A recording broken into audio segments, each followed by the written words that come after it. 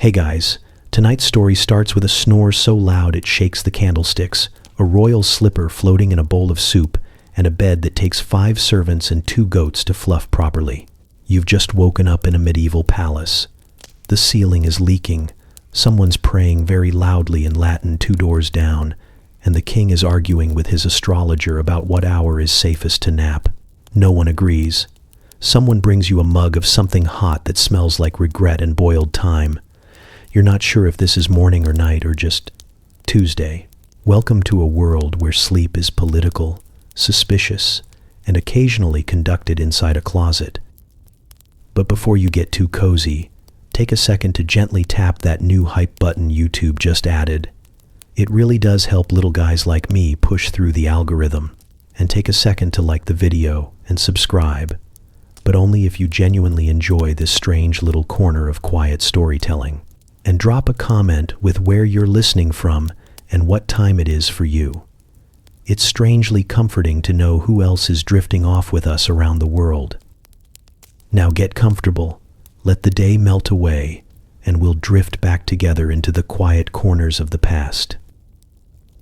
You wake up in a bed that crunches, not in the gentle, cozy way that suggests warm straw and rustic charm, but in the awkward, alarming way that implies coins are shifting beneath your spine, and something may be whispering prayers directly into your kidneys.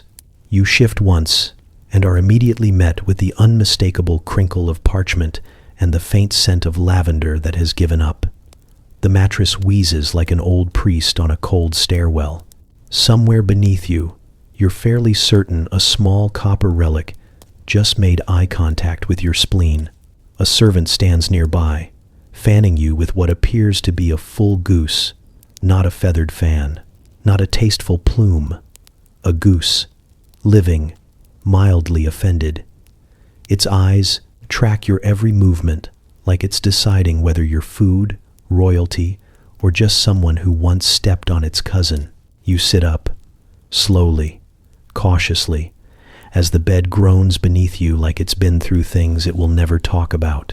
The frame is carved from some dark wood that was probably sacred before it became furniture. Intricate symbols are etched along the headboard. You squint. One appears to be a bishop juggling fish. Another might be a bear wearing a crown, or possibly just a very fluffy monk. The more you stare, the less certain you are that any of this is decorative. The room is vast, with ceilings too high for comfort, and curtains thick enough to count as structural support. A tapestry hangs crooked above the hearth, depicting what might be a battle or a very tense family picnic. The fire crackles despite it being summer, and the room already warmer than you're emotionally prepared for. The scent of honeyed wine lingers in the air, mingling with incense and something sharp, like boiled onions and indecision. A footman in a hat that's taller than his sense of self announces that breakfast will be served in 2 yawns. You nod solemnly, as though you understand the measurement of time being used. He bows so deeply his hat nearly takes out a candle and then backs out of the room, tripping only slightly over a golden chamber pot that no one acknowledges. You swing your legs off the bed and immediately step on a small pile of what you hope is ceremonial confetti and not another attempt at insulation. The floor is cold stone, polished to a shine that mocks you with every step. Your robes, which were left folded on a nearby stool, appear to have been scented with something vaguely herbal and definitively disapproving. A maid enters with a fresh towel and a bucket of water that steams in the way that suggests this is supposed to be refreshing, not scalding. She sets it down, curtsies and whispers, "Mind the mattress.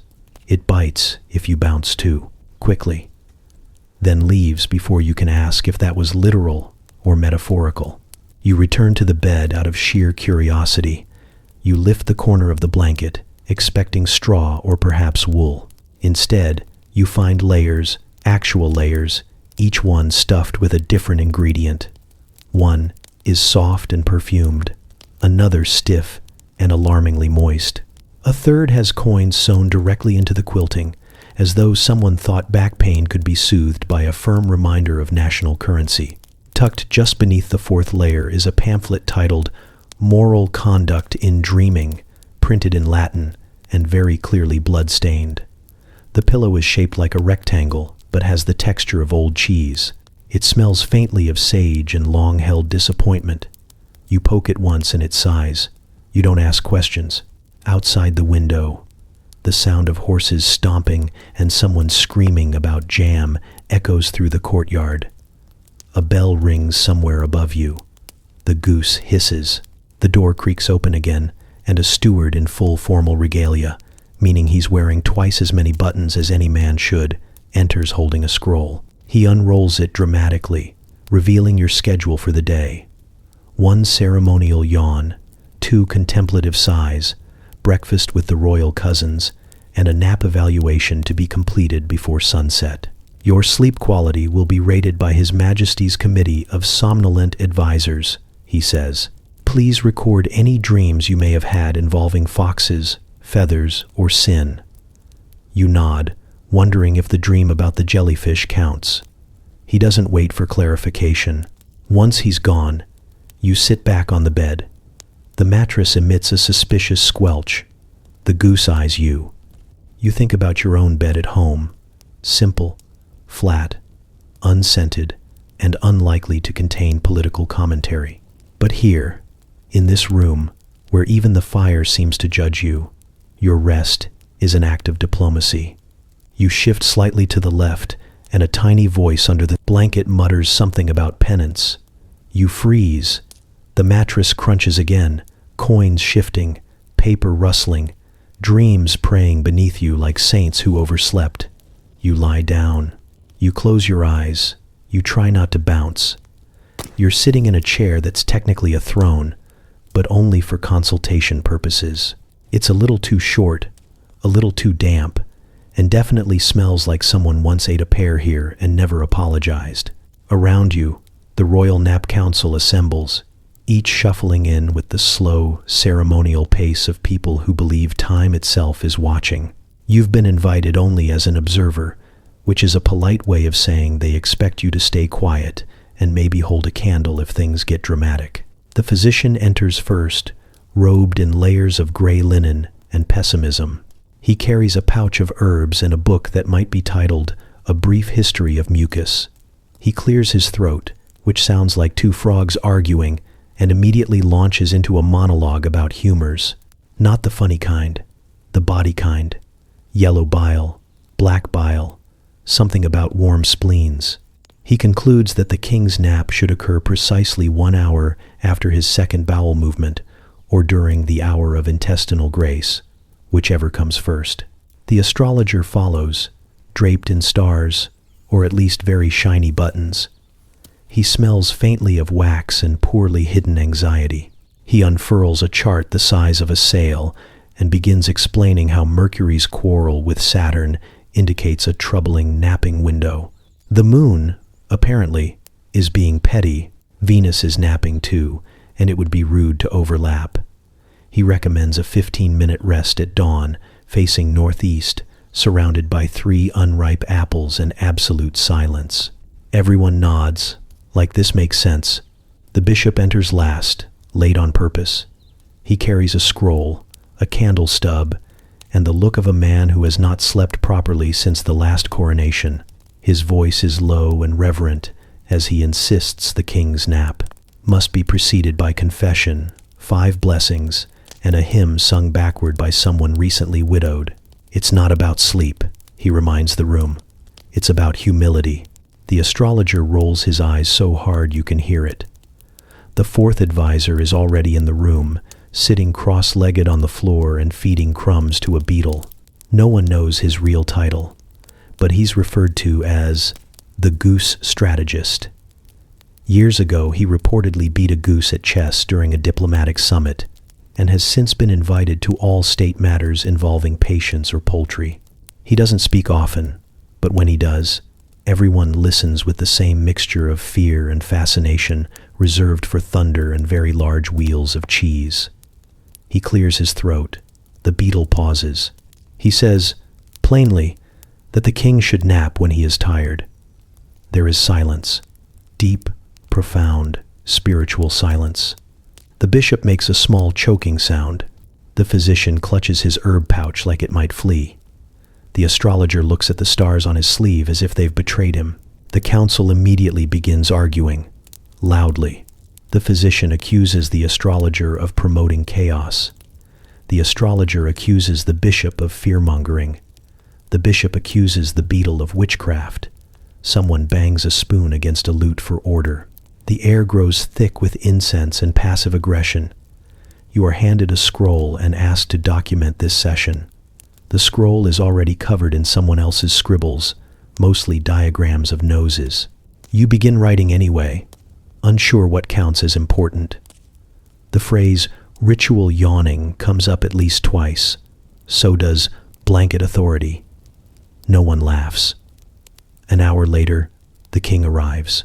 He looks tired in the way only kings can. Too many rings, too many layers, too many decisions about whether dreams count as political statements. He listens to the council with a face like old bread. When they finish, he nods, thanks them all solemnly, then turns to you and asks, "Where the sun is?" You point vaguely toward a window.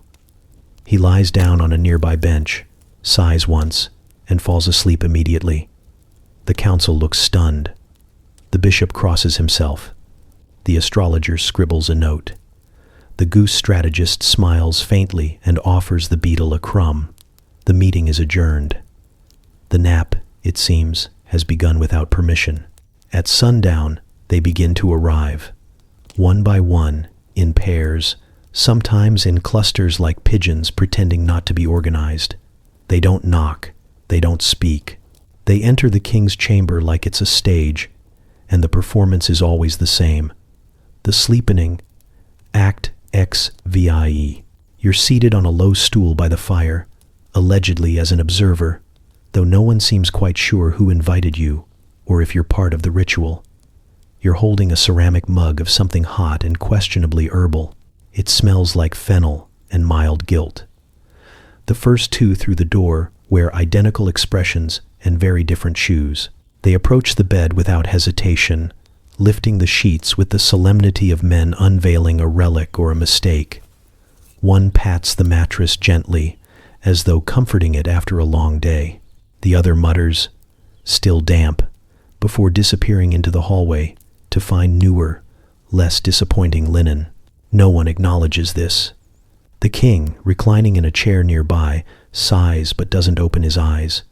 A third person enters, strumming a lute with 3 strings and no urgency. Her voice is breathy, like someone singing directly into a bowl of porridge.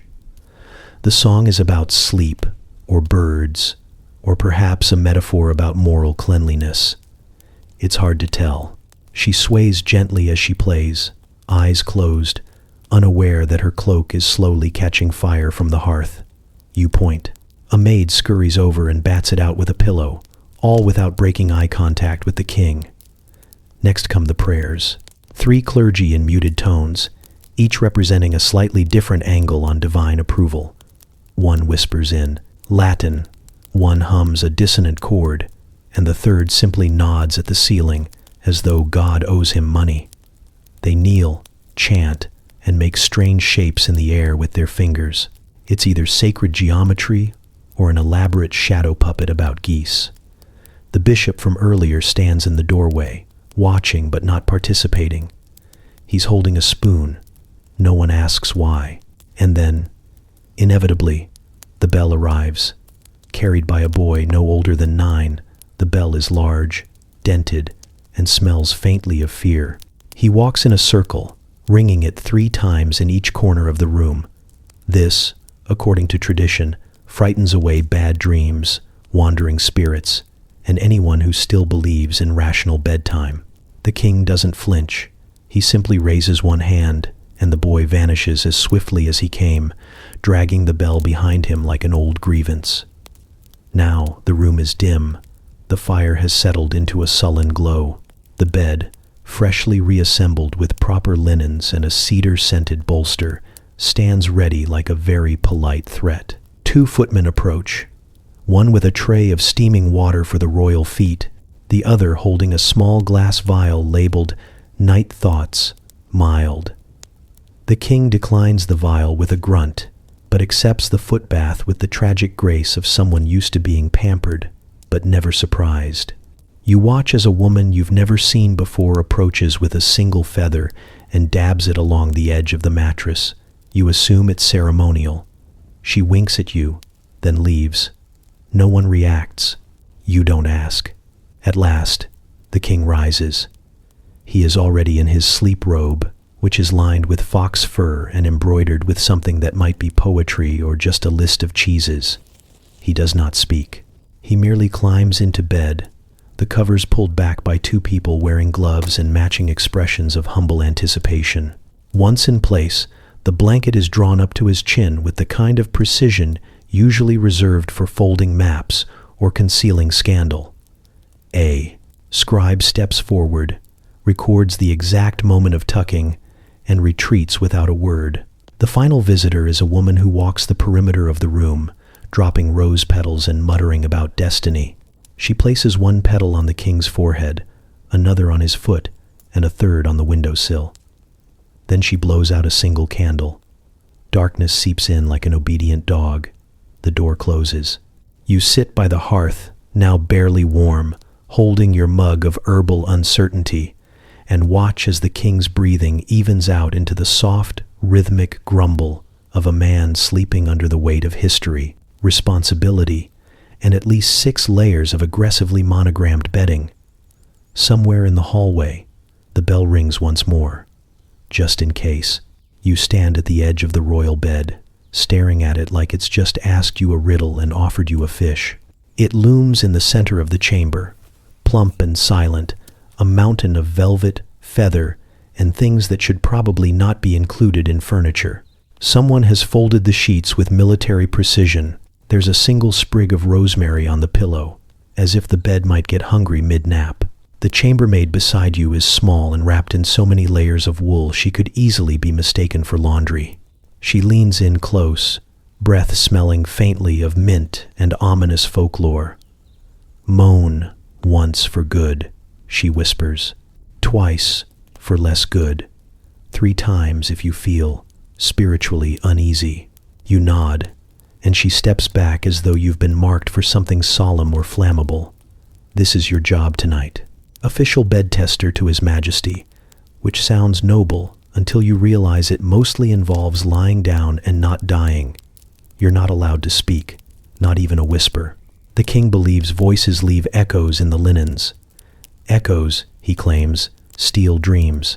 The court debated this once and came to the conclusion that he might be right, mostly because no one wanted to test the theory in front of him. You remove your shoes, which are already damp, possibly from the weather, or possibly because the corridor leading to the chamber had suspiciously squishy tiles. You climb onto the mattress, careful not to disturb the rose petals still scattered from last night's petal ritual. They crunch faintly under your elbow.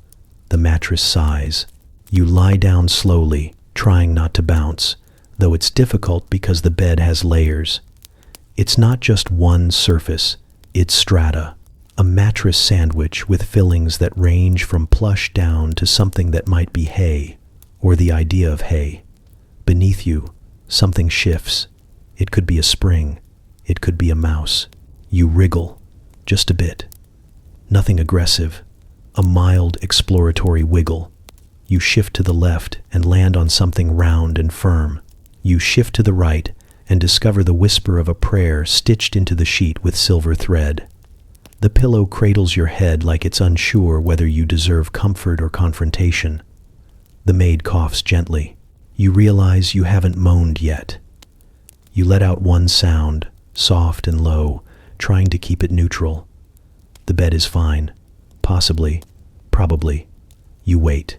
She tilts her head. "Was that 1 or 2? She mouths. You moan again. Once. Deliberately.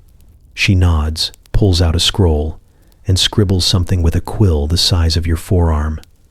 Then, something beneath you shifts again. You freeze. It's subtle, like a breath or a threat. You roll slightly and feel it a lump, firm, oblong, and disturbingly warm. You press gently. It makes a noise. Not a human noise, not quite, but not human either. You glance at the maid. She raises an eyebrow. You moan twice. She frowns. Lump? She mouths. You nod. She writes lump on the scroll, then underlines it twice. Then she steps back further, toward the door. You shift again. The lump seems to move with you, as if reluctant to let go. You moan a third time, slowly, with feeling. The chambermaid gasps. She drops the quill. 3 moans. She sprints from the room. You are now alone in the royal bed. With the lump, you lie very still, hoping that maybe if you don't move, neither will it. But it pulses. Not in a monstrous way, just in a way that suggests it has opinions. You try to rise, but the blankets are heavier than expected, like they've absorbed all the secrets of every royal nightmare and are now reluctant to release them. The candlelight flickers. The room creaks.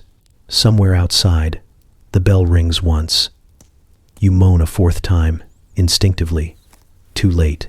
The lump shifts again, and then everything goes still. The king's first sleep begins as a sigh, a slow exhale of velvet and ceremony, tucked beneath layers of ritual and goose-feathered certainty. The room dims around him, not from magic but from sheer deference, as if even the torches know better than to burn too brightly in the presence of a man about to nap under divine sanction. You sit by the brazier, watching the flame roll its eyes. 15 minutes in, he wakes. No one speaks. The attendants rush in like a stage crew mid-show change. A towel is brought, slightly damp but warm.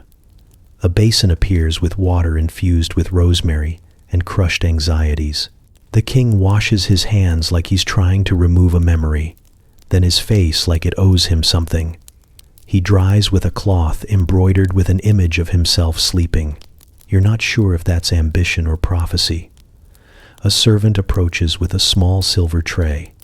One radish sits in the center, glistening with dew or perhaps anticipation. The king eats it whole, chewing slowly. The crunch echoes through the chamber with the solemnity of thunder in a cathedral. Then comes the prayer.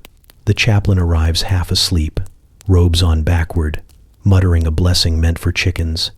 He corrects himself mid-sentence, turns his stole around, and begins again. The king bows his head. The room holds its breath. You stare at the ceiling, which is painted with stars arranged in blessed constellations that seem oddly judgmental. After that, it's time for second sleep. He lies down again, this time with less ceremony. Just a nod, a brief grunt, and a rearrangement of limbs that suggests he's negotiating with the bed. You're handed a small bell and told to ring it if he starts levitating. No one explains why that's even on the table. He dozes. This one is deeper. His breathing changes, slows. A wrinkle in his brow smooths. You think he might actually be dreaming, though whether it's of peace, ducks, or a tactical error in the battle of Slightly Moist Hill, you cannot say. His fingers twitch. His foot jerks once. A whisper escapes his lips, "Bertram," before he falls silent again. No one in the room is named Bertram. You shift in your chair and try not to make noise. Your foot bumps the leg of a table, and a spoon falls off with a clatter that sounds like a kingdom collapsing. Every head turns. You freeze. The king stirs, frowns, then mutters something about bread. A steward makes a note.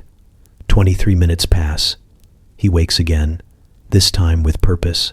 He sits up, eyes wide but unfocused, like someone searching for meaning in a dream they're still partly inside. He points at the window. "Too much blue," he says, though it's night and entirely black. A servant nods, draws the curtain, and says, "Of course, Your Majesty." He stands. Another basin appears. This one has floating thyme leaves and what you're almost certain is a pearl. He doesn't wash this time. He just stares into it like it might confess something. Someone hands him a tiny book titled Acceptable Thoughts. He flips through 3 pages, closes it, and whispers, "No, it's taken away." Then silence. He stands by the bed, eyes closed, swaying slightly. A candle flickers near his elbow, unnoticed. You wonder if this is the moment before third sleep, or if you're witnessing a royal malfunction. A page tiptoes forward with a blanket. The king takes it, wraps it around himself like a disappointed shepherd, and lies back down. No words, no ritual, just gravity and weariness. Third sleep begins. This one is the longest. His face relaxes completely. His breathing softens into the kind of rhythm that makes you feel like you're intruding on something private, ancient, and vaguely agricultural. He murmurs something halfway between a command and a lullaby. You catch the word ducks and nothing more. You settle back into your chair, the bell still in your hand, and wonder when you're allowed to sleep. Probably after the fourth radish, you're holding what might be pajamas, or possibly a punishment from a fabric sorcerer. The sleeves are long enough to touch your knees, the buttons are made of actual pearls, and the collar has lace so stiff it could be used in fencing. A tag stitched into the back reads, in very neat script, "For dreams of state and occasional hauntings." You're not sure if it's a joke or a warning. The wardrobe stands open behind you, a monolith of cedar and soft groaning hinges, revealing a nighttime collection that would put most operas to shame. Silks embroidered with prayers, robes dyed in colors that no longer exist, a onesie made entirely of chainmail. Everything smells faintly of lavender and ambition. The king stands beside you, barefoot, but otherwise already wearing most of his ceremonial sleeping gear. Over his linen undershirt, a breastplate, polished and inscribed with the names of several moderately successful ancestors. His gauntlets clink faintly as he lifts a goblet of warm spiced milk. The bishop watches approvingly from the corner, nodding every time the armor squeaks. "They come in dreams," he murmurs, more to the shadows than to you. The envy spirits, the slumber thieves, they slip through the cracks of sleep and steal legacy. The queen, reclining on a fainting couch shaped like a lion that has clearly given up, rolls her eyes and fans herself with a slipper. "He just doesn't like feeling vulnerable," she says. Says if he dies in a dream, he wants to die standing. The cook appears, breathless, holding two thick wooden planks. "Reinforcements," he mutters, already crawling beneath the bed. The last time he wore the greaves, the mattress gave up and the floor asked for mercy. You try slipping into the royal sleepwear designated for guests of minimal importance but significant curiosity. The sleeves itch immediately. The wool is coarse, as if it resents being touched, and you're almost certain the seams are whispering. A row of pearl buttons runs from neck to navel, impossibly close together, each one needing a specific angle and probably a prayer. You fasten 3 and give up. The pants are worse tight in all the wrong places and loose in a way that feels accusatory. The chambermaid helps, her fingers deft and utterly indifferent to your personal dignity. "This pair belong to the last taster," she says, then clarifies, "of dreams, not food, though honestly, same difference." You thank her. She does not respond. The king adjusts his gorget and asks if the pillows have been blessed yet. The bishop hurries forward, muttering something in Latin, while sprinkling water from a flask labeled "mostly holy." A monk wearing a nightcap rings a small bell and scatters dried rose hips across the bed, declaring them emotionally fortifying. The queen pretends to sleep through all of it but peeks through one eye. The king finally climbs into bed, clanking like a knight who lost his horse and his sense of proportion. The sheets groan. The mattress sighs with the weight of duty and steel. He lies flat, arms crossed like he's expecting judgment. "Sleep is a battlefield," he says softly. You, still itchy and mildly panicked, lie down on a much smaller cot nearby. It is filled with straw, or possibly shredded tax records. The wool of your pajamas begins to bunch in strange places, forming small mountains of discomfort. You shift. A pearl button presses directly into your sternum like it's trying to ask a question. The candle dims. The bishop withdraws, The queen finally sighs and removes her tiara, placing it in a bowl of salt to keep the dreams light. Somewhere outside, a nightbird calls. The king responds with a low hum, as if challenging it to a duel. You stare at the ceiling and wonder what it says about a man who feels safest wrapped in metal while unconscious. Maybe it's about control, or prophecy, or maybe he just likes the way it rattles when he breathes. You scratch at the wool and try not to think about the fact that the pearl buttons are said to represent the tears of the last dynasty, and that only 2 were ever removed. You lie still, eyes open in the dark, pretending to sleep in a way that feels increasingly like performance art. The cot creaks beneath you every time you shift, so you've stopped shifting. Your left leg is numb. Your right leg is suspicious of the blanket. Somewhere above you, the king breathes like a man negotiating terms with a ghost. The door doesn't creak, it exhales. A servant enters, slippered and silent, carrying a brass tray with a single candle flickering like it knows something you don't. He places the tray on a small table near the king's bed, carefully uncorking a bottle of wine with the slow reverence of someone who's been scolded about it before. He pours, pauses, sniffs the air, then disappears into the shadows again. The candle stays. Moments later, another one arrives. This one's smaller and wearing a cap shaped vaguely like a fruit. She adjusts a pillow with such exaggerated delicacy it feels theatrical, like she's being judged on form. She fluffs it 3 times, presses it once, then steps back and whispers something toward the headboard. No one answers, but that doesn't stop her. The whispering continues. You're not sure who they're talking to or why, but it spreads. Whisper to the coals, whisper to the curtains, whisper into the lock of a cabinet that hasn't been opened in 37 years, but still receives nightly updates about the state of the kingdom.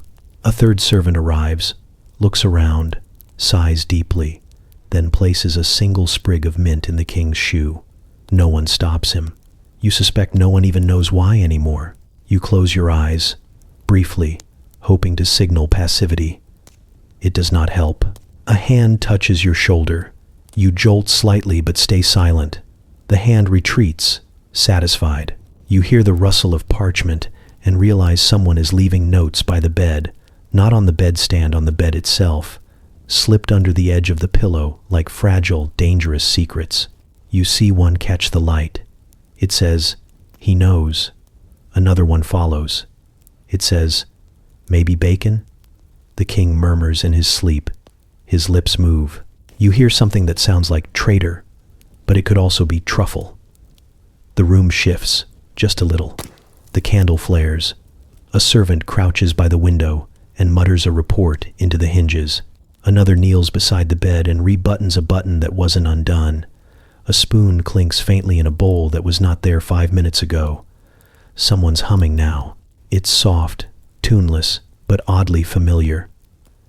You think it's the same melody the queen was whistling earlier in the day while arranging her wigs by mood. The tune winds its way through the room, and for a moment everything seems to synchronize. The fire crackles in rhythm. The king exhales on beat. A moth flutters past your face in time with the harmony and then vanishes as if ashamed of being noticed. You hear the bishop's voice outside the door. A low chant. Not quite Latin, not quite meaning. The servants bow their heads for 3 seconds, then resume whispering. One is now dusting the corner of a tapestry you're pretty sure depicts a war no one won. Another is rearranging the arrangement of fruit on a plate so the pears look less dominant. You try to sit up. A servant immediately places a cup of water near your hand without looking at you. The cup is warm and slightly salty. You do not ask why. The king mumbles again. This time it's louder. "Beware, the hound," he says. Or possibly, "Where's the ham?" 2 servants nod solemnly. One leaves the room with urgency. The other tucks the blanket tighter around the king's knees, like they hold the truth. The candle flickers again, throwing long, uncertain shadows across the wall. And for a brief moment, You see a reflection of yourself that looks more tired than you feel. You lie back, eyes open. The room breathes. The servants whisper, and the night goes on, as it always does, too quiet to trust, too loud to sleep. You're staring at a candle stub melting onto a plate shaped like a miniature knight's shield when the bell chimes. Not a loud bell, but a hesitant one. A bell that feels unsure of its own authority. But it rings all the same, and everyone in the room freezes like they've just been caught plotting something poorly. The king opens one eye, slowly, dramatically, the kind of eye-opening that has been rehearsed in mirrors. He does not blink. His fingers twitch. Then still, the bishop rises from his seat near the foot of the bed and clears his throat with the ceremonial severity of someone about to say something both nonsensical and binding. "It is now 3 minutes to curfew," he says. "Position yourselves." Servants materialize from pockets in the room you hadn't noticed before. One rolls out a carpet that seems exactly the same as the floor beneath it. Another lights a taper, extinguishes it, then lights it again for symbolic reasons. The queen looks up from her embroidery today. It's a depiction of a fox being chased by debts and raises an eyebrow. "Don't they usually wait until it's at least 1 minute?" she murmurs. The bishop pretends not to hear. You remain in your cot, unsure if standing is respectful or punishable. A chamberlain hands you a horn, not to blow, just to hold, apparently. You grip it awkwardly as a page counts down the seconds with the gravitas of someone diffusing a very slow bomb. 5, 4, 3. The room inhales. 2, 1. Now. The king sits bolt upright. His eyes are wide, his hair perfect, and his knight armor gleams faintly in the candlelight. He stares at nothing, or maybe everything, as if waiting for applause. He gets it. Every person in the room claps precisely 3 times. No more, no less. Polite, synchronized, haunting. The king does not move. He stays upright, hands on his knees, breathing in a way that suggests he's read too many dramatic poems about storms. A servant adjusts the curtain, even though it's already closed.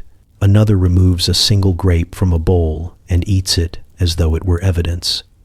This is the bed curfew, a sacred time bracketed by the moon's angle, the tides of invisible rivers, and the direction the stablemaster's cat happened to glance during supper. Earlier, someone sneezed near the chapel, which apparently bumped the window by 17 minutes and required a recalculation using beads, chalk, and emotional guesswork.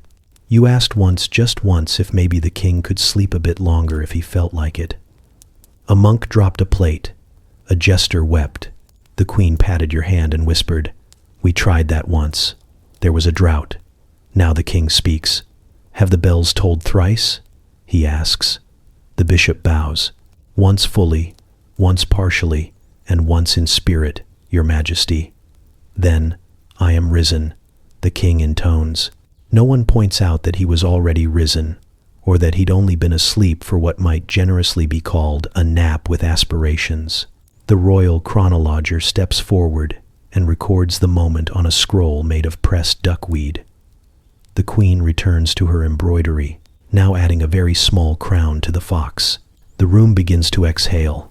Someone brings a tray of warm milk for everyone except you, which feels both intentional and wise. The king finally shifts, allowing his spine to settle into a shape less heroic. A page removes one of his gloves with tongs. The bishop begins humming. You glance at the window.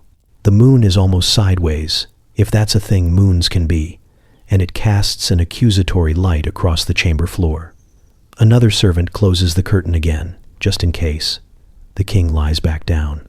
"Begin phase 2, he murmurs. You don't know what phase 1 was.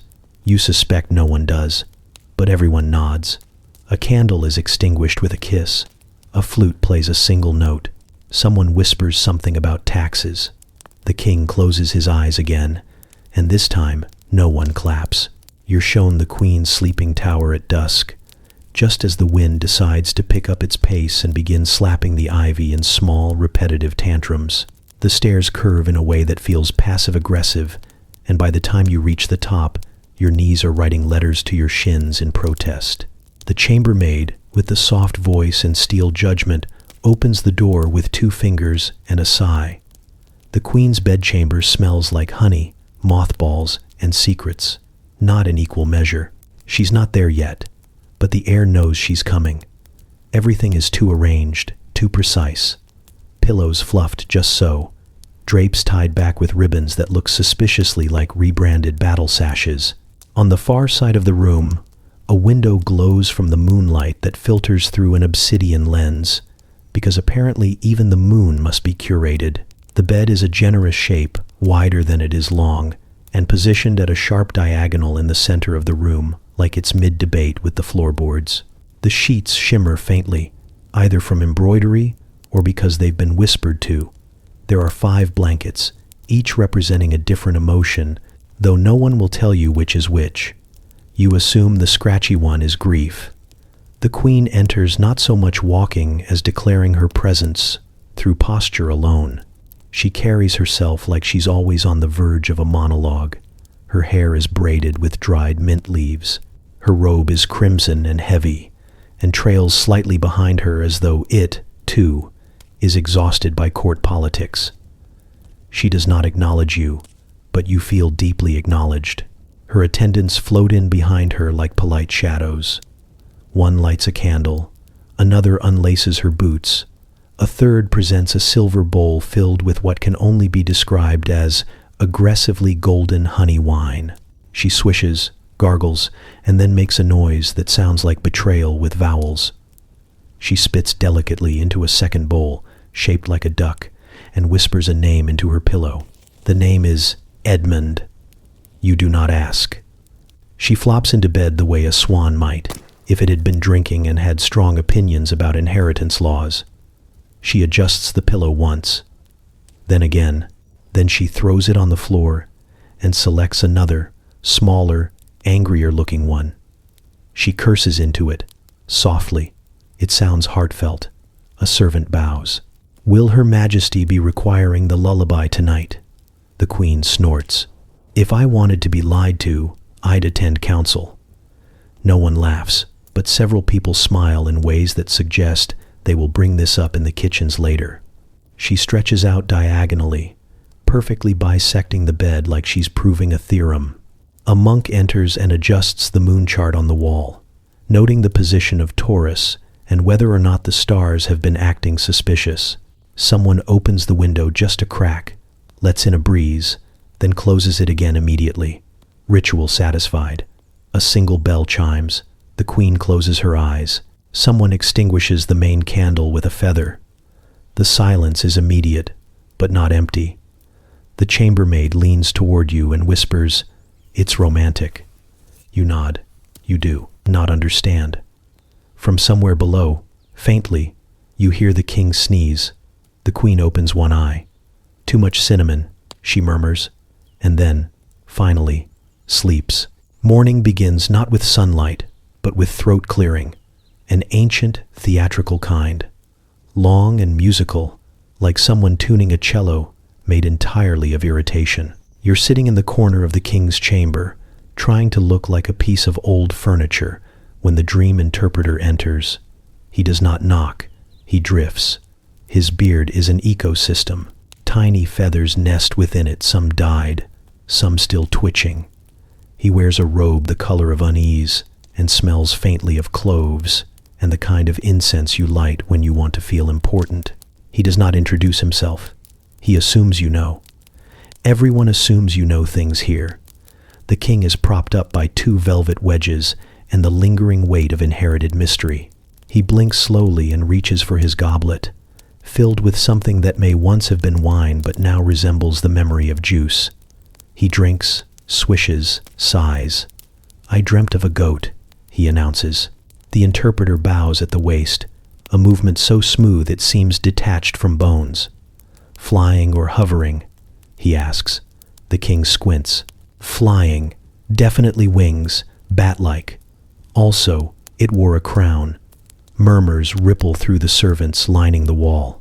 You count 6 scribes, each furiously documenting different aspects of this moment.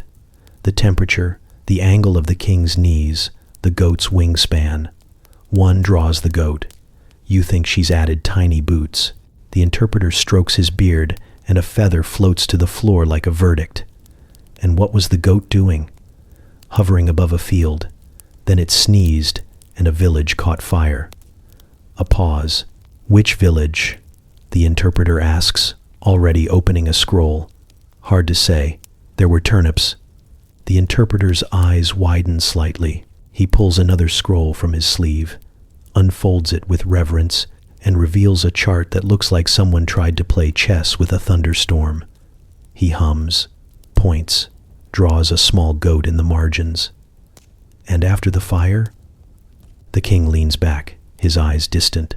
Someone shouted about taxes. Then I was naked and trying to explain civic responsibility to a trout. The interpreter gasps, not loudly but with intent. A classic symbol of renewal, he whispers. He turns to the bishop, who nods without comprehension. Then, solemnly, the interpreter speaks. This is a dream of peace. You blink. No one else blinks. The king nods, relieved. The scribes write peace in 6 different scripts. One servant begins preparing celebratory toast. Another brings a goose feather quill and signs something that looks suspiciously like a declaration of optimism. You sit quietly and replay the dream in your head. Flying goat, tax rebellion, flaming turnips, naked diplomacy, peace. The interpreter now places both hands on the king's chest, just above the heart, and mutters in a language that seems mostly made of sighs. Then he reaches into a pouch and sprinkles a handful of dried rosemary over the blanket. The king doesn't flinch. He just watches it fall like rain in a dream he hasn't had yet. The goat, the interpreter adds softly, chooses the dreamer. The king beams. You're not sure what that means, but the room reacts as though he's just won a siege or pronounced the wheat taxes forgiven.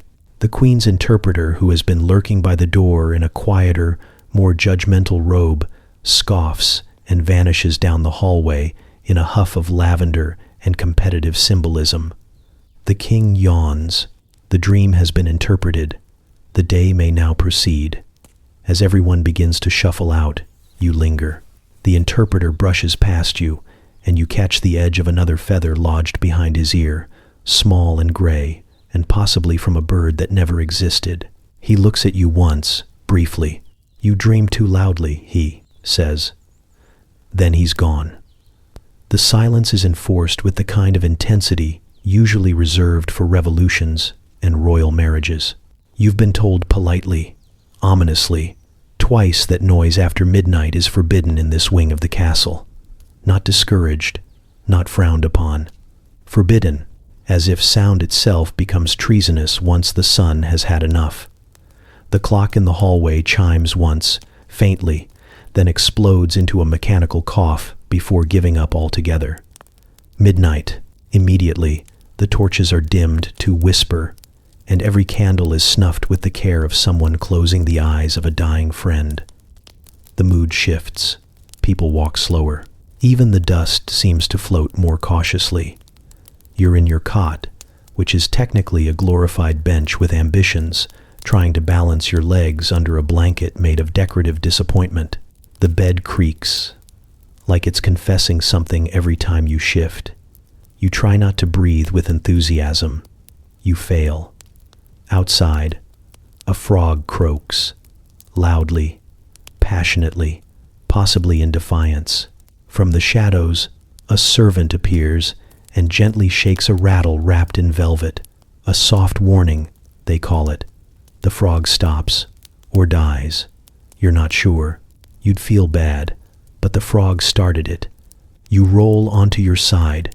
The cot releases a groan that sounds like an old man remembering a bad investment. Instantly, a curtain flutters, and a woman you've never seen before materializes beside you.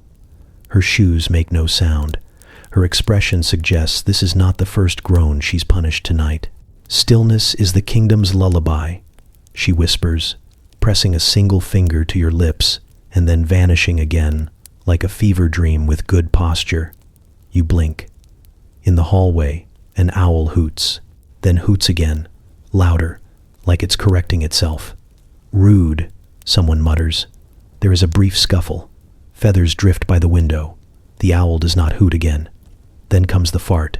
Not dramatic, not defiant, just consistent. From the direction of the chapel, it has rhythm, like someone attempting Morse code with poor judgment. You hold your breath and wait for the inevitable.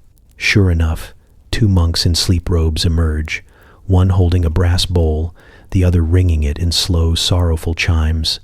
The bowl is for penance, the sound is for shame.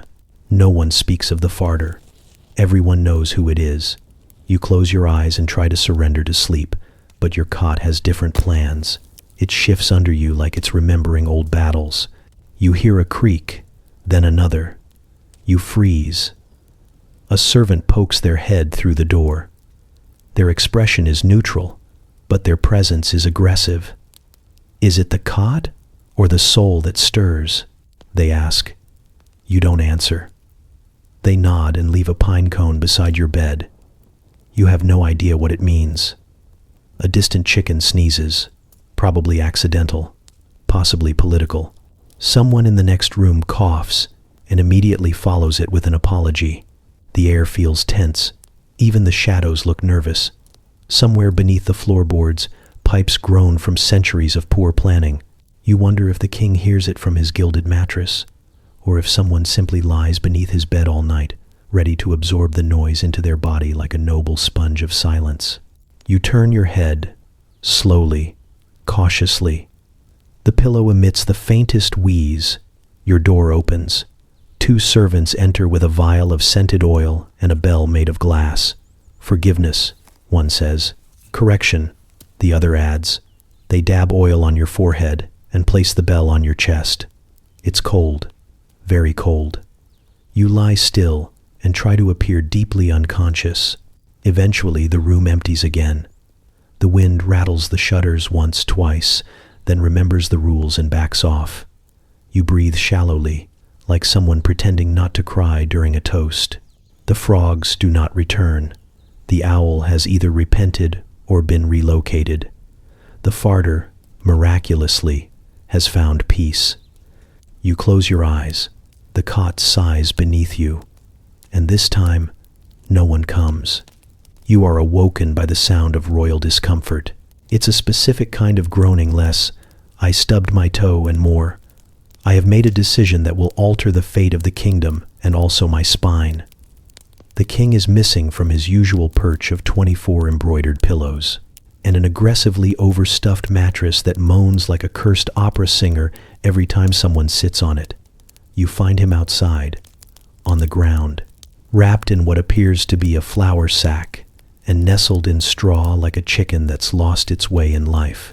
"Perspective," he mumbles, face half buried in hay. The royal physician is pacing nearby with the urgency of someone who believes a sneeze might change history. The bishop has already fainted into a bowl of porridge. One advisor stares at the sky like it has betrayed him personally. Another simply writes, "This is how empires fall," over and over on a parchment scroll.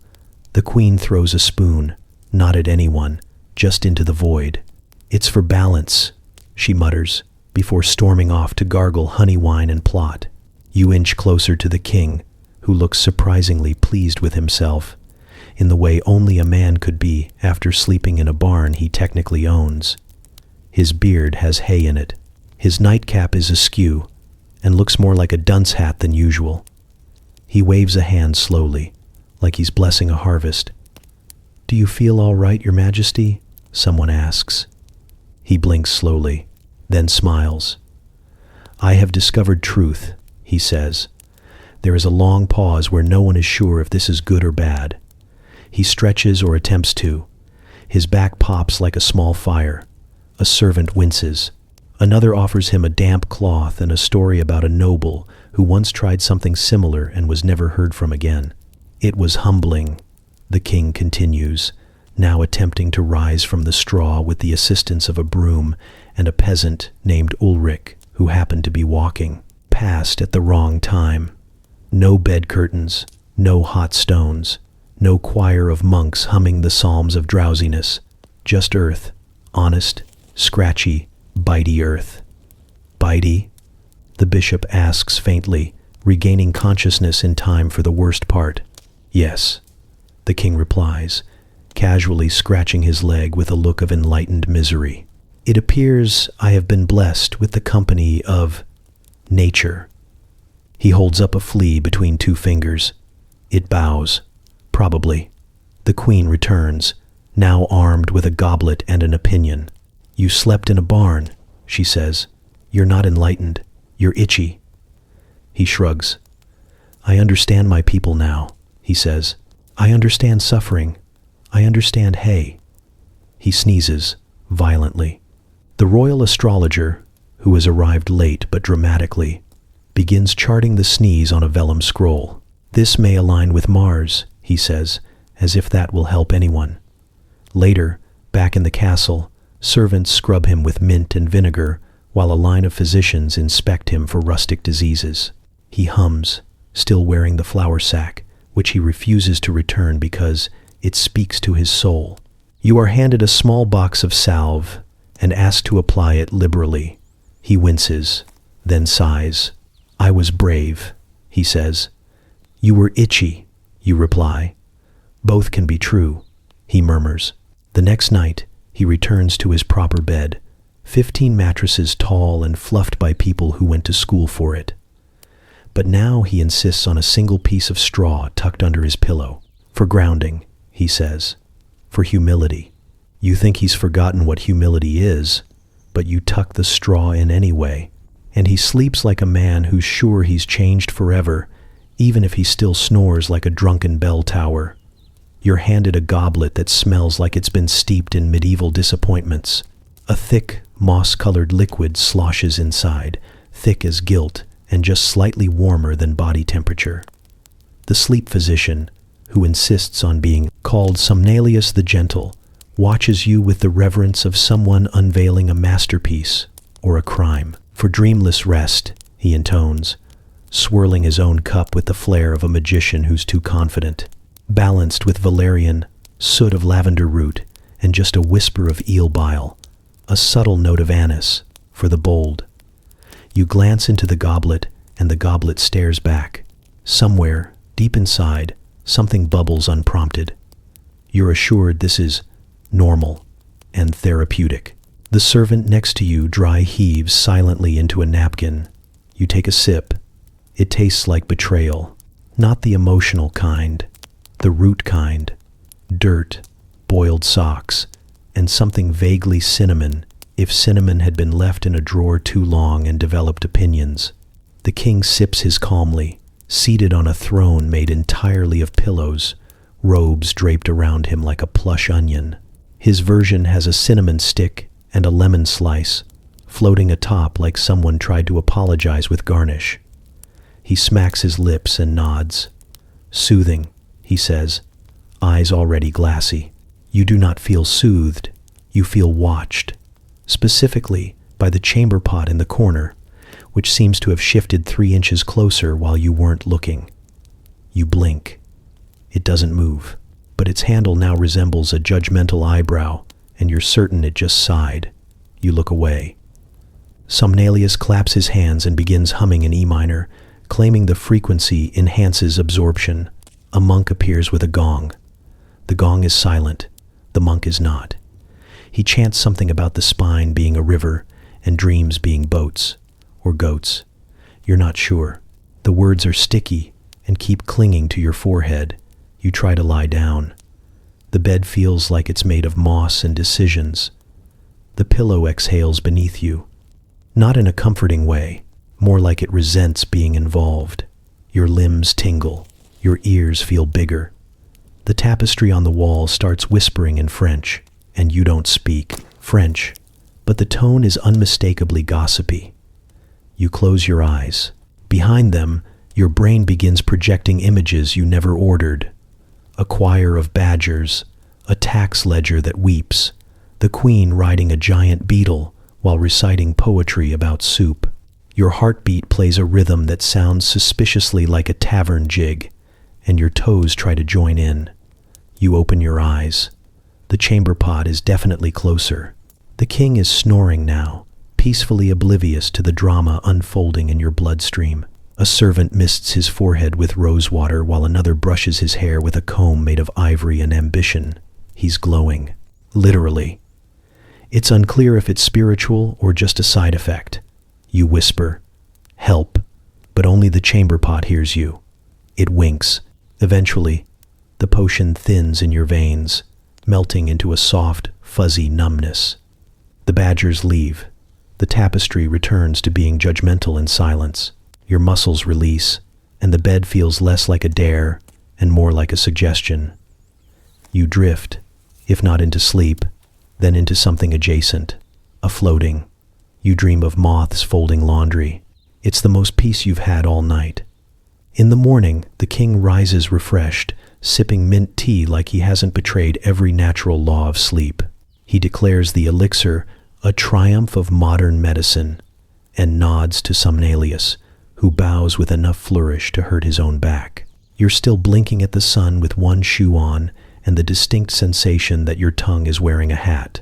Somnalius offers you another goblet. You decline. The chamber pot, still watching, seems disappointed. At exactly 2:14 a.m., bells do not ring, horns do not sound, but something in the air shifts like the walls inhale. It's the hour of the midnight confessor, and the ritual is somehow both sacred and slightly awkward, like spiritual dentistry. The priest arrives silently, barefoot, with a candle balanced in one hand and a tiny stool in the other. His robes are made of velvet and secrets. You hear him before you see him, muttering psalms like he's trying to soothe a cat. The king is already semi-upright, hair tousled like a disgraced cherub, eyes squinting with the clarity of a man who's lived too long with too many opinions. He gestures for you to leave, but also to stay, and you're too tired to interpret which, so you simply slide further into your shadow and pretend to be part of the wall. The priest sits beside the royal bed, crosses one leg over the other, and leans forward like a gossiping ant with holy credentials. His voice is soft but expectant. The king exhales dramatically. I once faked a headache to avoid a joust. The priest nods, as if he hears this sort of thing often. The king continues. It wasn't even a convincing one. I just said ow and fell onto a cushion. They called off the entire tournament and sent me pears. I ate all the pears. I still have the helmet. The priest offers a slow blink of spiritual understanding. I also may have replaced the bishop's wine with watered-down cider during the feast of St. Wibert. The priest's head tilts, not with judgment, more like he's mentally tallying how many Hail Marys that's worth, adjusted for ecclesiastical inflation. The king pulls the covers up to his chin. Sometimes I dream of throwing the crown into a well and running off to become a duck herder. The priest places a hand on his heart and whispers, "We all dream of ducks, Your Majesty." There is a pause, the kind that grows moss if you leave it too long. Then the priest reaches into his pouch and pulls out a small ceramic flask. "Warm goat milk," he says, "steeped with thyme, for the soul." The king accepts it reverently, sips, and sighs like he's just been forgiven by a dairy product. A smile plays at the edge of his mouth. You are beginning to wonder if confession is less about guilt and more about curated insomnia. The priest leans in again, more curious now. And is there anything heavier? Any burden that gnaws at you like a fox at the pantry door? The king frowns thoughtfully. Sometimes I pretend not to hear my advisors, just to see how long they'll keep talking. The priest does not react. And I once told the queen that her new tapestry was inspired.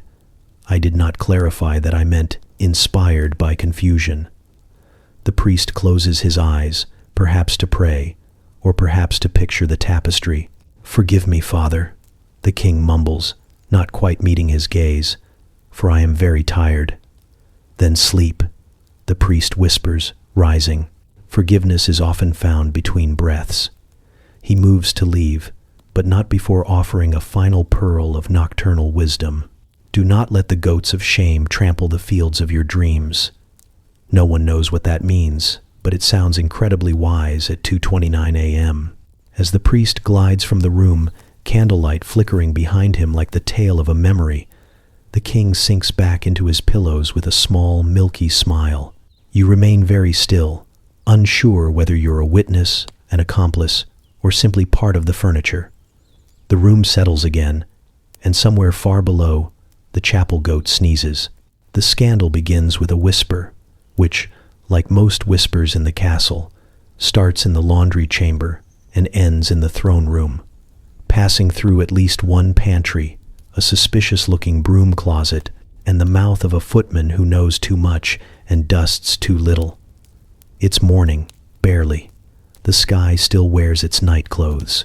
You're brushing ash off your borrowed sleeves when the alarm is sounded, not with bells, but with the loud, flustered exclamation of a chambermaid named Lotha, who storms out of the bedchamber holding what appears to be a mildly insulted blanket. "Flax!" she hisses, like it's a curse. "It's flax, not wool, not wool." The hallway freezes. A cup of barley tea trembles on a tray. A pigeon turns back around. Soon, the astrologer is summoned. He arrives in his usual gown of swirling constellations and very real stars, tiny, sharp, and occasionally flammable. He squints at the offending blanket, sniffs it, and announces with great gravity that Mercury has entered a house it has no business being in, and this is clearly the work of sabotage. The bishop mutters about heresy, the queen mutters about texture, and the cook mutters into a bowl of oatmeal while quietly increasing the butter content. You are invited to inspect the blankets yourself. One is traditional wool, thick, scratchy, slightly judgmental. The other, flax, smoother, lighter, suspiciously modern in vibe. The contrast is stark, like comparing a stern nun to a slightly tipsy aunt, both warm, both well-meaning, one clearly plotting something. The king, meanwhile, remains nestled beneath both, snoring in the key of minor discontent. He has not yet noticed the change, or if he has, he's decided not to dignify it with wakefulness. He looks peaceful, in that fragile, too-still way that implies either deep sleep or contemplation of a coup. By noon, the castle is divided. The linen faction, led by the queen's tailor and 3 bored cousins, argues that flax is breathable, fashionable, and less likely to give one dreams about itchy farm work. The wool loyalists, mostly shepherds, older nobles, and a decorative goat named Bartholomew, stand firm on tradition, comfort, and the sacred obligation to itch nobly in one's sleep. At one point, someone tries to sneak in a velvet throw as a compromise. The queen gasps. The bishop nearly faints. A servant covers the throw with a pewter plate like it's a scandalous relic. In the middle of it all, the king stirs. He doesn't speak. He merely rolls to his side, dragging both blankets with him in a sweeping, diplomatic gesture. He sighs long, theatrical, and tinged with the kind of melancholy only monarchs and poets can pull off at 3 p.m. "I dreamt," he mumbles into the pillow, "that I was a biscuit." The room pauses. "A biscuit?" the astrologer asks cautiously. "A large biscuit," the king confirms. "Warm, crumbly, content." No one knows quite how to respond. The priest mutters a blessing. The cook nods thoughtfully, perhaps making plans. The flax blanket puffs slightly in pride. Later that evening, a royal decree is issued. It states that the king shall henceforth sleep under both blankets as symbols of unity and balance, and also because choosing is exhausting. The wool is labeled the blanket of tradition. The flax, the blanket of enlightened curiosity. Both are embroidered with the royal crest and a small, smiling biscuit. You pass the queen in the hallway as she sips wine and glares at a tapestry. "It was definitely fashion," she says without looking at you. You nod, though you're not sure what she means. Back in the bedchamber, the king slumbers, tucked beneath layers of compromise. The wool scratches, the flax whispers. Together, they form a truce that rustles softly through the night.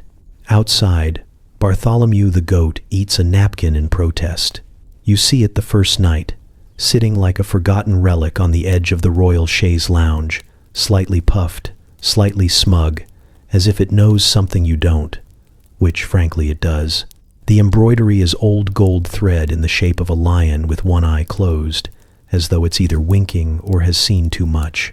Someone's tried to clean it, but the scent clings stubbornly. Lavender, mildew, and something you can only describe as treasonous. No one touches it. They clean around it like it's a royal ghost. The steward dusts it with a feather that never quite makes contact. The chambermaids avert their eyes when passing. The jester, of course, tells you it's cursed. He whispers it with glee, like a child sharing scandal, eyes wide and dancing. "It swallowed a duke," he says, deadpan, before cartwheeling away with a squeaky horn and absolutely no clarification. Later, the steward corrects him. "It did not swallow a duke," he says, folding linen like he's been personally offended. "It merely belonged to one, the last one, the one who fell off the balcony during a mild breeze." He pauses, while holding the pillow. You ask if that's a coincidence. He says the wind was unusually opinionated that day. The cat, however, loves the pillow. A round, squishy thing named Montfort, who moves like he owns land and votes. He pads over each night, makes an elaborate show of circling the lion 3 times, then settles in with a sigh that feels louder than the king's declarations of war. No one stops him. Even the bishop steps around him like the feline has diplomatic immunity. One night, in a moment of questionable courage and definite boredom, you decide to sit next to it, not on it. You're not unhinged, but close, enough to maybe hear it whisper or emit smoke, or demand your soul in exchange for eternal back support. It doesn't do any of that. It just sits there, innocently sinister, like it's waiting for someone to confess. You lean in. It smells older now, somehow, more potent, like the memory of a betrayal that still echoes in the stone walls. You think you hear a sigh, or maybe it's just the cat, who opens one eye, stares into your soul, and flicks his tail like he's making a note of something. You inch away. The king enters moments later, robe trailing, crown askew like a man whose sleep is constantly interrupted by political obligations and dietary misadventures. He says nothing about the pillow. He never does. He walks past it, climbs into bed, and begins snoring as if it's a royal decree. You ask the priest about it the next morning, over burnt porridge and a confused egg. He only shakes his head and mutters something in Latin that might be a prayer or a recipe. Some things, he says, are best left unexplained, like the pillow, or the queen's cousin who speaks only in riddles. You consider moving it, just once, just to see, but as you reach for it, Montfort appears. You didn't hear him come in. No footsteps, no creaking floorboard, just sudden, imperious feline presence. He plants himself between you and the pillow, slow blinking like an assassin with velvet paws. You retreat. That night, the pillow remains untouched. The lion's embroidered eye seems more open, or maybe it always was. The cat settles in. The king snores. The wind outside carries the faint echo of a laugh that may or may not be the jester.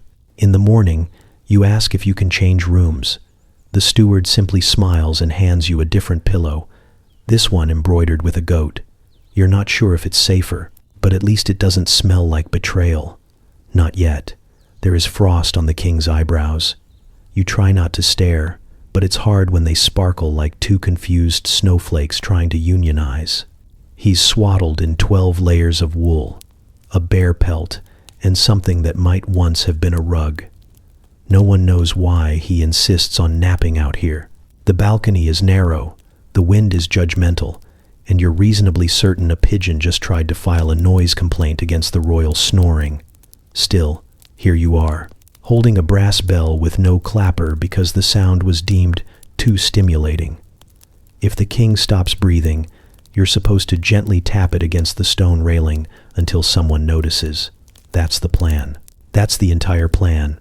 The steward calls it a tradition. The queen calls it nonsense. The king calls it invigorating, right before settling into his frost-covered chaise lounge with the determined optimism of a man who's never personally known hypothermia. You shift your weight from one foot to the other, trying not to freeze solid in your borrowed boots. The fur lining is mostly decorative and partially inhabited by something that might be alive. You stop wiggling your toes in case it gets offended. Across the courtyard, a monk is pretending not to watch. He's technically on candle duty, but his candle hasn't been lit in half an hour, and he's clearly using the flame to toast a chestnut. When you catch his eye, he shrugs. You nod. That's the kind of day it is. The king shifts slightly, a crackling sound rising from beneath him like a frozen parchment being unfolded. One arm sticks out of the blanket pile, fingers stiff and noble, pointed directly at the sky as if challenging the clouds to a duel. You consider saluting it. Instead, you tap the bell once for morale. It makes a disappointing clink. From somewhere inside, someone plays a lute with the emotional energy of a man who once lost a bet involving sheep. The sound wafts out the window like a musical sigh. The king does not stir. A droplet of condensation slowly trails from the corner of his mouth and freezes mid-drip. You watch it grow, hypnotized, until it forms what can only be described as a beard icicle. You briefly imagine it winning a small award. The physician arrives, wrapped in so many scarves he looks like an ambitious onion. He kneels beside the king, places 2 fingers against the royal neck, and squints. Still noble, he says solemnly, then disappears back into the castle without elaboration. You wonder if this is a normal winter. The wind smells faintly of rosemary and unresolved trauma. A bird lands on the balcony rail, eyes the king, and decides not to engage. It flies off with what might be a judgmental squawk. You envy its freedom. Eventually, the king sighs, a grand, frosty exhale that sends a puff of steam into the air like a tiny storm cloud. His eyelids flutter open. He looks around, bleary but content, as though the freezing of his nasal passages was a spiritual experience. Bracing, he whispers to no one in particular, deeply bracing. You nod as if you understand. He stands, or tries to. The layers rebel. It takes 2 footmen, a prayer, and an ill-timed sneeze from the astrologer. But eventually, the king is vertical and moving back inside. You follow, bell in hand, feet numb, dignity frozen somewhere between your knees. The steward claps once. Everyone pretends this is normal.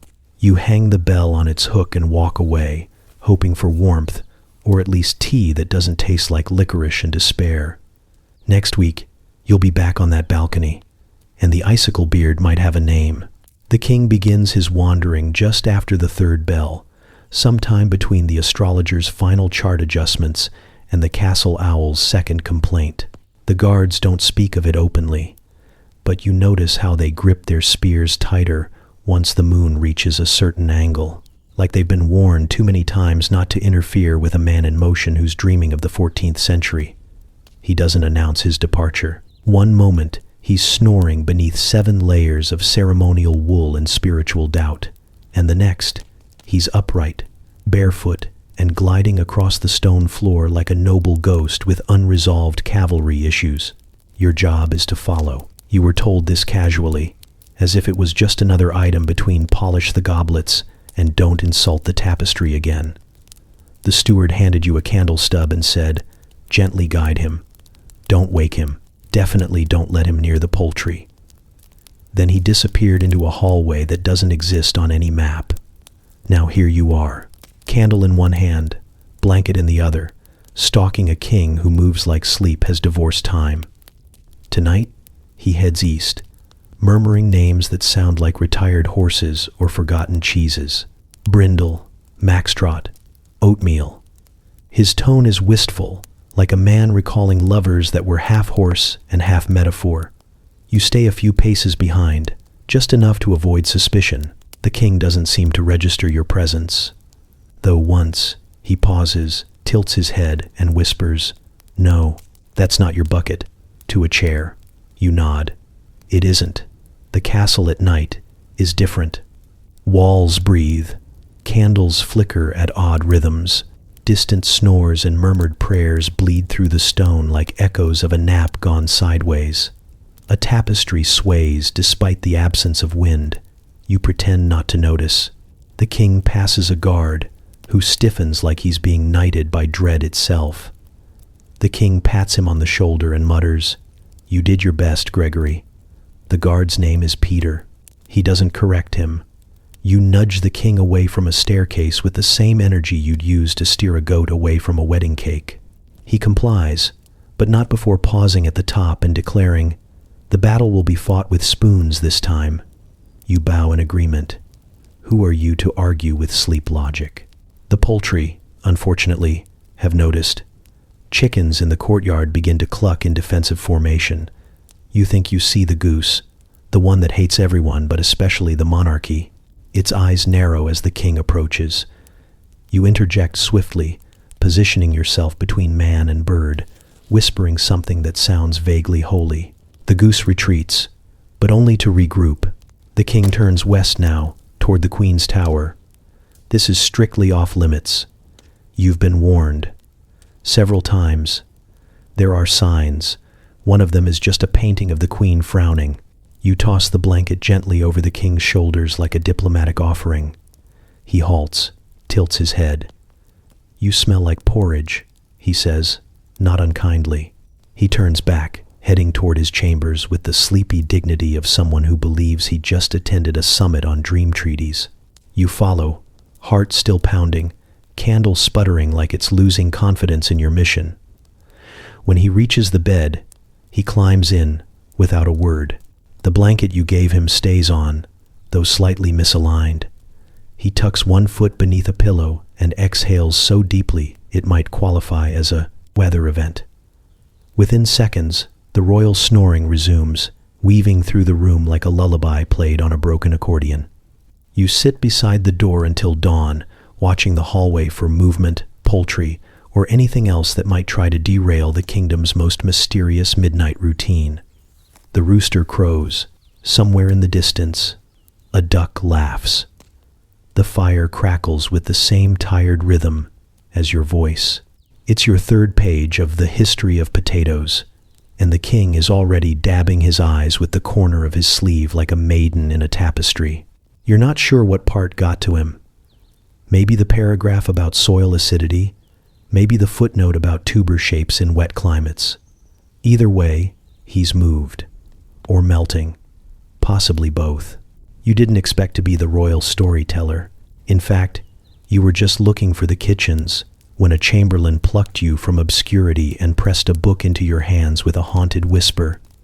He prefers slow narratives. Nothing too exciting. No twists.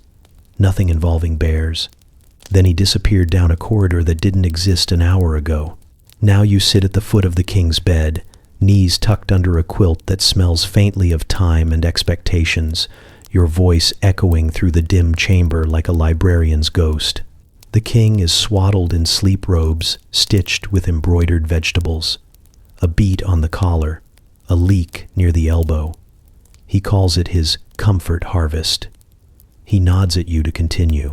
You clear your throat and begin Chapter 4. The expansion of tuber cultivation in lowland marshes. 1,211 to 1,220. It starts with a long list of farming methods and ends with a surprisingly aggressive anecdote about a monk who hoarded yams. The king sighs softly, his eyes glassy, his expression somewhere between reverence and mild indigestion.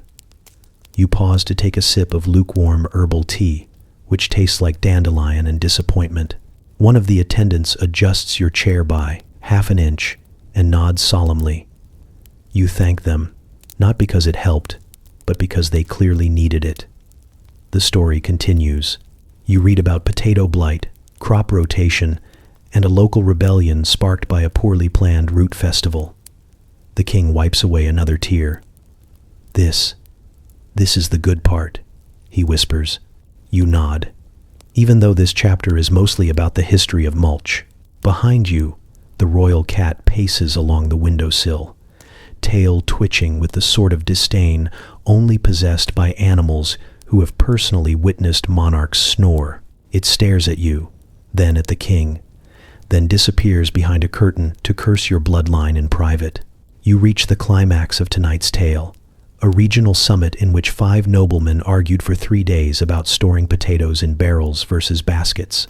The tension is mild. There's a chart.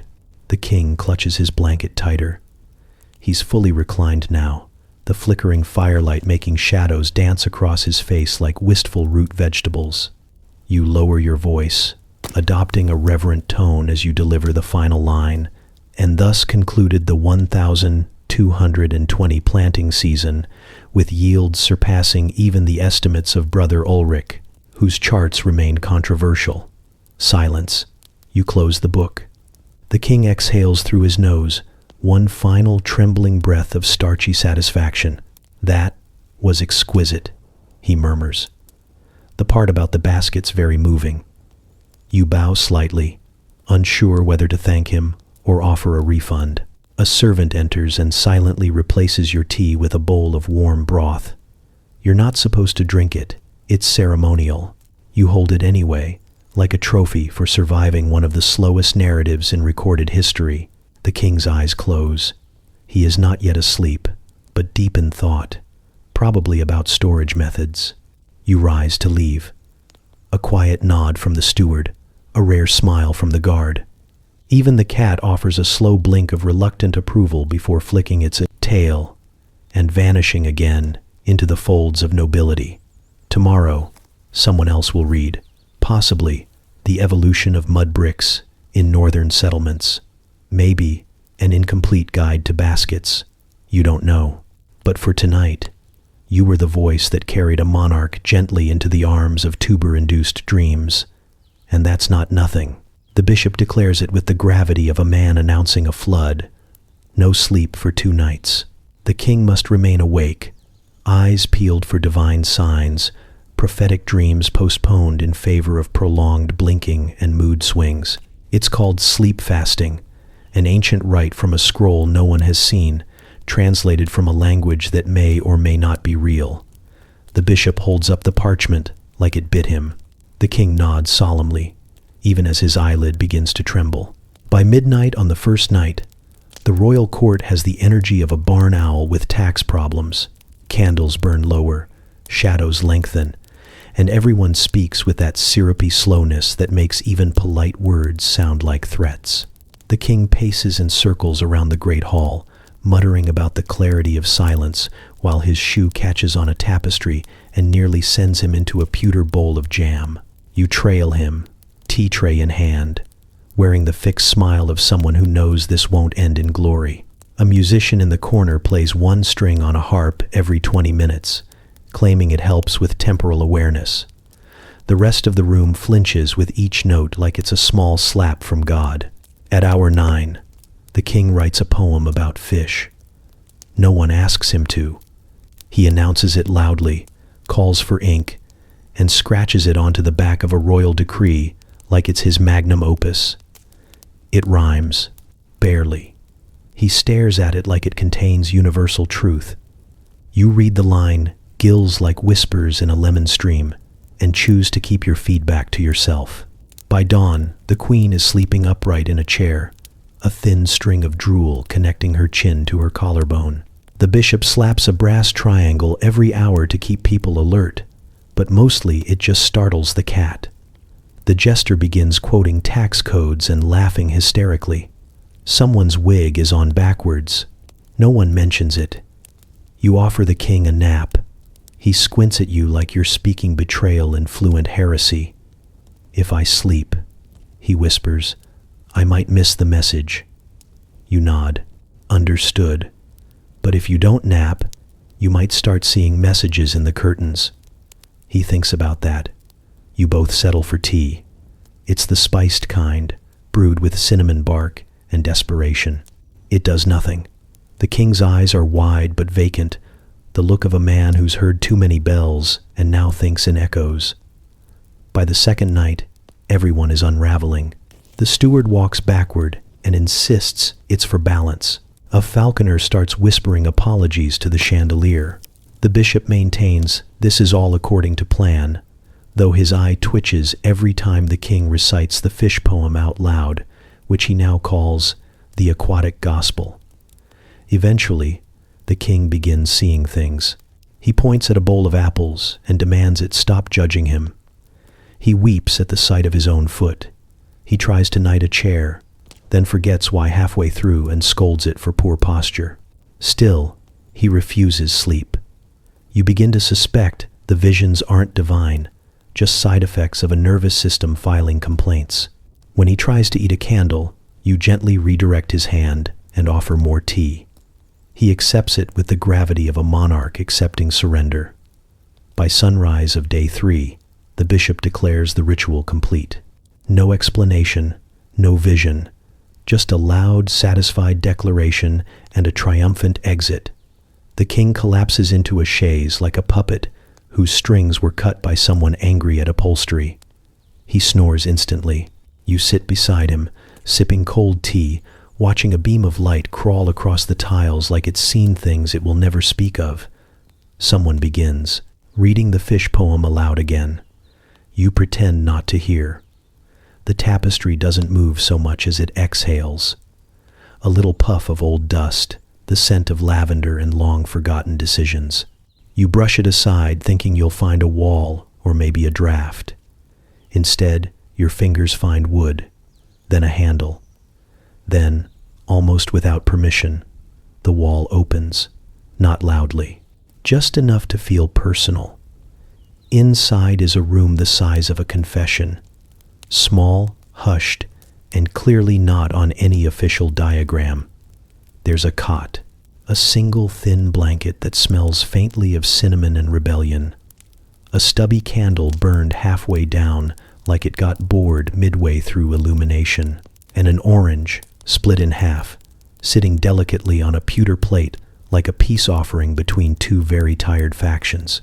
On the wall, scrawled in chalk above the cot's headboard, are 5 words. Do not tell the bishop. They are underlined twice. The second underline trails off like the chalk got nervous. You freeze in that soft and crumbling kind of silence that only ever exists in secret places. There's a hum to the room, not of sound, but of agreement. This is not a room built for declarations or rituals or scrolls. It's a place of surrender, a little corner of human need carved into stone and hidden behind the grand noise of courtly things. You glance behind you, but no one has followed. You shut the tapestry again, gently, as though the wall might change its mind. Then you sit on the cot. It creaks the way only honest furniture does, a sound that says, "Yes, yes, I've held many." The blanket is scratchy but familiar, the kind of wool that once hugged a sheep with political opinions. It has weight, which feels strangely like kindness. You pick up the orange. It's cool, freshly peeled. Someone had planned to eat it and got distracted, or maybe they meant for you to find it. Either way, you eat it in silence, tasting citrus and secrecy. There are no windows, no bells, no bishop, just you, the cot, and the memory of someone very royal needing a nap badly enough to hide from an entire castle to get one. It occurs to you, slowly, that the king must have used this room more than once. The chalk is smudged. There are indentations on the cot not shaped like you. The candle is shorter than it should be for something untouched. There's a teacup in the corner with a chip shaped exactly like the kingdom's northern border. You lie back. The mattress isn't soft, but it doesn't poke you with coins or pamphlets. There are no servants fanning you with poultry, no astrologers humming approval, no whispered updates from the hallway. Just stillness. A stillness with its elbows on the table and its feet tucked under a quilt. And just as your eyes begin to flutter shut, you hear it. A voice, soft, familiar, raspy with authority and sleep. I never told anyone either. says the king. He's standing in the corner, holding a second half of orange and wearing what can only be described as a robe of tactical avoidance. He looks at the cot like it's a chapel. Then he sits on the floor, cross-legged like a child hiding from homework. "This room," he whispers, "is older than my title." You don't ask questions. You just nod, mouth full of citrus, mind full of fog. The two of you sit in silence. No declarations, no ceremony. Just a candle, a cot, and the quiet understanding between two people who have both, at some point, needed to disappear for a little while. The king is ill, and the castle has begun to unravel. Not dramatically, no flaming tapestries or hastily written wills, but in a slow, passive-aggressive way. The kind of unraveling that begins with silence and ends with someone crying in a pantry. The halls are quieter now, except for the muffled, tectonic snores emanating from the royal bedchamber. It sounds less like a man sleeping and more like a series of avalanches politely taking turns. You're handed a mop with no instruction other than a quandary. Pitying glance from a chambermaid named Sybil, who mouths something that might be "Godspeed" or "He bit me." You're not sure which is worse. Inside the room, the air is dense with the scent of boiled herbs and existential fatigue. Candles flicker in corners like they're reconsidering employment. A bowl of something once medicinal festers on a stool. It may have been soup. It now looks like it resents you. The king lies in bed, half buried beneath an impressive mound of fur blankets, his nose red enough to qualify for sainthood. His snores pause only to allow for phlegmatic declarations of injustice and doom. At one point, he mutters something about a treaty and sneezes hard enough to shift the drapes. The jester is here too. He's wearing a hat that seems louder than necessary and is moving around the room, waving a bundle of sage like he's conducting an exorcism that keeps changing its mind. He doesn't speak, just hums a note that may or may not be green sleeves and glares meaningfully at the corners of the room as if illness might be lurking behind the wainscoting. You begin mopping, or at least pretending to. The floor is mostly dry, but the mop gives you something to hold, something to aim your thoughts into. You wonder what your life choices were that led to being a royal illness buffer. You also wonder if the jester has any idea what he's doing, or if he's just stalling for applause. The king coughs, not delicately. It's the kind of cough that makes birds startle 3 counties over. A basin is thrust into your hands by someone you didn't see arrive and won't see leave. You hold it with the grim reverence of someone catching rainwater in a teacup during a flood. At some point, the physician enters. He smells faintly of vinegar and crushed hope and declares the king is suffering from an imbalance of winds. You're not entirely sure what that means, but it sounds like something you'd apologize for after a feast. The physician offers a syrup made from garlic, honey, and something he won't name. The king throws it at a wall without opening his eyes. Later, the bishop visits. He blesses the pillows, all of them, one by one, then prays over the mop, just in case. You try not to make eye contact. He whispers that sickness is a test of the soul. You wonder why your soul is being tested by a puddle of someone else's sneeze. The queen doesn't enter. She sends a note that simply reads, "Again?" and a second one that says, "Tell him I'm in the East Tower until further notice." It smells faintly of rosewater and detachment. Night falls, though the room remains unchanged. The snores grow louder, deeper, more philosophical. The jester is asleep on a stool, clutching his sage like a teddy bear. You sit on the floor, mop beside you, and listen to the rhythm of a monarchy slightly unwell. Somewhere in the corner, a frog croaks. You don't remember letting in a frog, but no one else reacts, so you pretend not to hear. And as the fire crackles and the king wheezes something about grain tariffs, you close your eyes just for a moment. The sickness isn't yours, but somehow, you're part of it.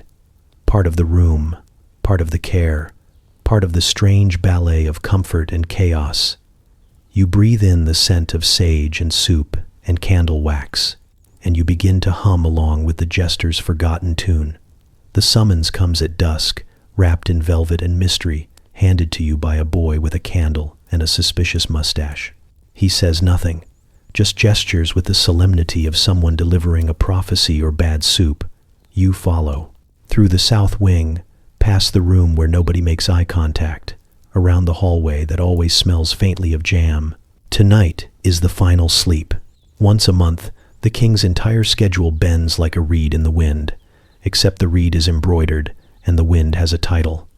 Everything is rearranged, meetings canceled, trumpets silenced. A goose that normally greets him in the morning is politely asked to stand down. This is not an ordinary sleep. This is ceremony. This is legend. This is a performance with one audience member and 20 witnesses, and somehow you're both. In the preparation chamber, he is being wrapped, not tucked, wrapped. Layers of silk, lavender, and something referred to only as ancestral thread. You're not sure what that means, but it looks expensive and mildly itchy. A steward brushes the king's eyebrows. Another polishes his slippers even though he's not wearing them. He eats plums slowly, like each one is a confession. Juice glistens on his chin. No one wipes it. The queen sends a short note. Don't wake him. Not again. It's underlined twice. Before the sleep, the king recites a poem to his own reflection. It is about rivers and loyalty, although a stanza or two could be about soup. The mirror says nothing, which is apparently a good sign. He bows to it, once, with dramatic flair, then turns to you and says, "Write this down," before promptly forgetting what he was about to say. You do not write anything down. A monk steps forward to hum. That's his job. Humming. A single tone, vaguely in key, meant to guide the king's spirit into sleep like a foghorn in a night made of velvet. A falconer tosses feathers in the air. No one asks why. Then comes the placement. The royal bed has been remade 6 times. You watched. The first time was too crisp, the second too casual. The third had a lump described as emotionally jarring. Now, it looks perfect, like a nap written by a poet who's never been tired. The mattress sighs as the king climbs in. Not metaphorically. It makes a noise. Someone apologizes to it. You are handed a quill and a piece of parchment and told to document anything unusual. You ask what qualifies as unusual. The steward replies, "A wink from the void, a prophecy in crumbs, or if he snores the tune of the national anthem again." You nod, like that answers everything. The candles are dimmed to royal twilight. The humming fades. The king exhales a long breath that seems to carry the weight of minor treaties and one unresolved chess match. He sinks into the bed like a jewel being returned to its velvet box. His crown is removed, not with reverence, but with care, as if it might bite. Then nothing. For 14 hours, he will not speak, will not rise, will not demand a radish or throw a spoon at a tapestry. His sleep is not restless, it is complete. A sleep that requires an audience and a title. A sleep so grand, it has footnotes. You sit in the corner, scribbling things that sound important. Twitch at 2:14. Whispers, possibly Latin, possibly about pudding. You eat the rest of the plums when no one's looking. At hour 7, the cat arrives. It curls beside the bed like it has jurisdiction. At hour 9, the jester peeks in and immediately leaves. Even he knows this is sacred. At hour 12, the bishop sneezes in the hallway and is exiled for the evening. You, however, remain. You watch the king sleep under more fabric than most small nations could afford and wonder if this is enlightenment or just very fancy camping. You consider starting a journal. You start to nod off but catch yourself. The parchment flutters. The king shifts, sighs, and smiles. No one claps, but they want to. The bed is quiet, too quiet. Not just absent of sound, but vacant of everything. No creaks from embroidered headboards, no distant humming, no subtle waft of thyme and vaguely medicinal herbs. The The royal linens are neatly folded at the foot like a forgotten truce. The mattress holds no imprint of a monarch or memory. You reach out to confirm its emptiness, as if the king might have learned invisibility in the night or been folded into the bedding like a dignified towel. No one's there. You sit up slowly, joints surprised. The air tastes like morning, but unbothered. No bells, no chanting, no frantic shuffle of slippers across stone. No servants, no priest tucking his notes into his sleeves, no jester pretending to be a potted plant for reasons no one had the energy to question. Even the cat is gone, which is unsettling, because the cat has never willingly missed a nap or a scandal. You check the window, expecting at least a trumpet or an argument. Nothing, just sun, polite and gold, draping itself over the garden like it paid rent. You rub your eyes. Maybe you dreamt the whole thing. Maybe you're in a different castle. Maybe this is a trap, cleverly disguised as breakfast. But the silence holds, not ominous, not grand, just unfinished. You find your shoes by the door, where no one has ever left them neatly before. Someone's done you a kindness. This unsettles you more than betrayal would. You step into them, half expecting alarms to blare. None do. You open the door. Still nothing. The hallways echo gently as you walk. The tapestries don't whisper. The chandeliers don't tremble. The suits of armor don't blink. You pass the bishop's office. It's empty, save for a half-eaten pear and a note that simply reads, Tuesday, as if even time has given up specifics. You keep walking. In the courtyard, the cobblestones are warm. The pigeons have reclaimed authority. They waddle like officials.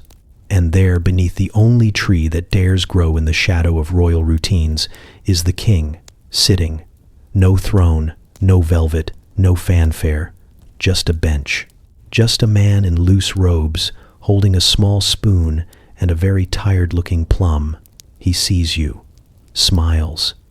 Not the formal smile of decrees and portraits, the other kind. The one that feels like finishing a sentence you didn't realize you were writing. You've learned, he says, with the quiet confidence of someone who didn't. You open your mouth to respond, but stop, because you haven't. Not in the way that makes sense, with facts and timelines and solid explanations. But something in your shoulders has loosened. Something in your breath feels less borrowed. Something in you knows what time it is without asking the stars or the cook. So you nod. Not because you know, but because it feels like the right thing to do. The king gestures toward the plum, offers it like a relic. You decline. He shrugs and eats it whole. You turn. You walk back through the halls, which now feel neither royal nor haunted. Just halls. You pass your old cot, the one that always squeaked and smelled faintly of soap and ambition. You pass the tapestry that once hid secrets and now only hides dust. Your bed waits for you, not the king's, not the tester's, yours, lumpy in a familiar way, slightly crooked from too many uncertain nights. You climb in. No trumpets, no ceremony. You sleep, and this time no one watches.